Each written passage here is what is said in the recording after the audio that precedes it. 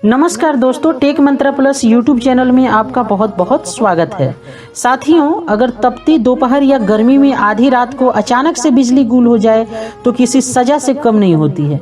शायद ऐसी मुसीबत में हर कोई बचना चाहेगा।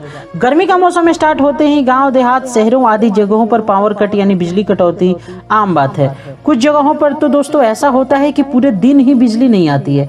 ऐसे में भीषण गर्मी में सुकून की जिंदगी देने के लिए एकमात्र उपाय नजर आता है कि इन्वर्टर खरीद लिया जाए। दोस्तों, ऐसे में अगर आप भी इन्वर्टर खरीदने का प्लान बना रहे हैं तो आपको कुछ बातों पर विशेष ध्यान देने की जरूरत है, क्योंकि आजकल बाजार में एक नहीं बल्कि कई वैरायटी के इन्वर्टर मौजूद होते हैं, जिसे खरीदने के लिए पहले उसके बारे में जानकारी होना चाहिए।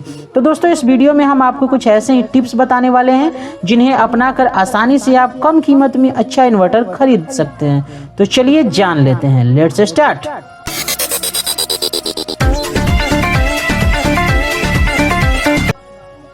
दोस्तों, एक बार फिर से आपका बहुत बहुत स्वागत है।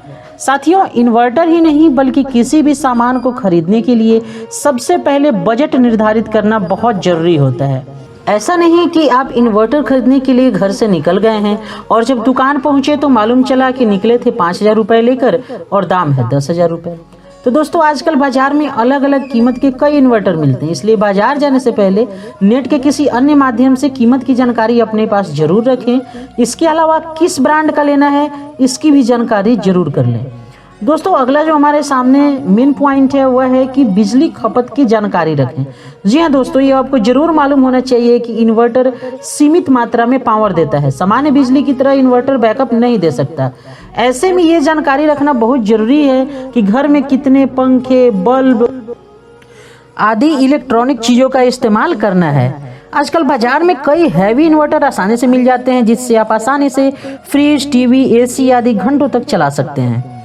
दोस्तों, ऐसा नहीं है कि कम पावर का इन्वर्टर खरीद लिए और फ्रिज के साथ आप एसी भी चला रहे हैं। इसलिए दोस्तों, हमें बिजली बैकअप का भी ध्यान देना चाहिए। दोस्तों, अगले जो चीज हमें ध्यान देने वाला है वह है बैटरी। हाँ साथियों, इन्वर्टर खरीदते वक्त सबसे अधिक ध्यान देने वाली बात है तो वह है बैटरी कैसी होना चाहिए। बैटरी की क्षमता यह जानकारी देता है कि बिजली जाने के बाद इन्वर्टर कितना बैकअप दे सकता है। आजकल बाजार में एक नहीं बल्कि कई तरह की बैटरी होती है।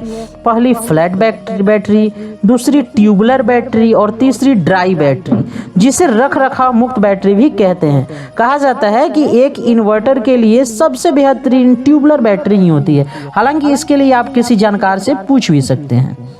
दोस्तों, अगला चीज ये है कि जो इन्वर्टर आप खरीद रहे हैं उसके मशीन का भी आपको ध्यान रखना होगा।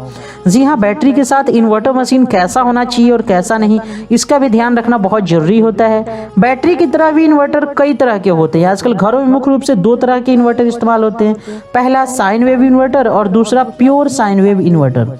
हालांकि दोनों ही इन्वर्टर को बेस्ट माना जाता है, लेकिन जानकार को माने तो साइन वेव इन्वर्टर जो होता है वह बिजली की खपत को ज्यादा ही करता है और कई उपकरण भी अधिक सुरक्षित उसमें नहीं होते हैं।